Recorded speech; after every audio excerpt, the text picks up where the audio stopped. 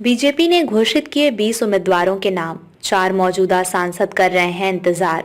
झटका या रणनीति? भारतीय जनता पार्टी बीजेपी ने महाराष्ट्र में आगामी लोकसभा चुनाव 2024 के लिए 20 लोकप्रिय उम्मीदवारों की सूची की घोषणा की है। बीजेपी ने इस सूची में बिना किसी चौंकाने वाली रणनीति का सहारा लिए 3-4 अपवादों को छोड़कर मौजूदा सांसदों पर एक बार फिर भरोसा जताया है। वहीं 4 मौजूदा सांसदों को प्रतीक्षा सूची में रखा गया है। देखना होगा कि उन्हें उम्मीदवारी मिलेगी या उनका पत्ता काटकर नए चेहरों को मौका दिया जाएगा। दरअसल 2019 के लोकसभा चुनाव में बीजेपी ने 25 सीटों पर चुनाव लड़ा था। 23 सीटें बीजेपी को मिली। बारामती और चंद्रपुर को छोड़कर बीजेपी बाकी सीटें जीतने में सफल रही। बीजेपी इस साल महाराष्ट्र के लिए पहली और देश के लिए दूसरी लिस्ट जारी करने में सावधानी बरत रही है।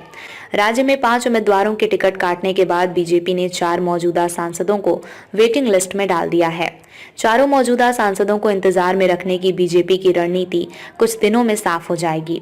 कौन से 4 सांसद इंतजार कर रहे हैं? मुंबई उत्तर मध्य से सांसद पूनम महाजन, सोलापुर से सांसद जय सिद्धेश्वर स्वामी, गढ़चिरौली से सांसद अशोक नेते और भंडारा गोंदिया से सांसद सुनील मेंढे को बीजेपी ने दूसरी सूची में शामिल नहीं किया है। चर्चा है कि बीजेपी पूनम महाजन और सांसद जय सिद्धेश्वर स्वामी की उम्मीदवारी में कटौती कर सकती है। ऐसा अनुमान है कि चूंकि भंडारा गोंदिया और गढ़चिरौली निर्वाचन क्षेत्रों पर राष्ट्रवादी अजित पवार समूह का दावा है, इसलिए उन्हें ये सीट मिल सकती है। बारामती सतारा पर क्या पेंच?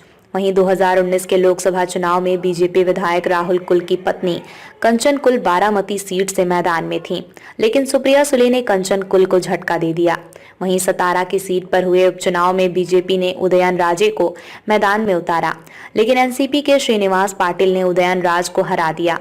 इस साल इस सीट पर एनसीपी के अजित पवार गुट ने दावा किया है।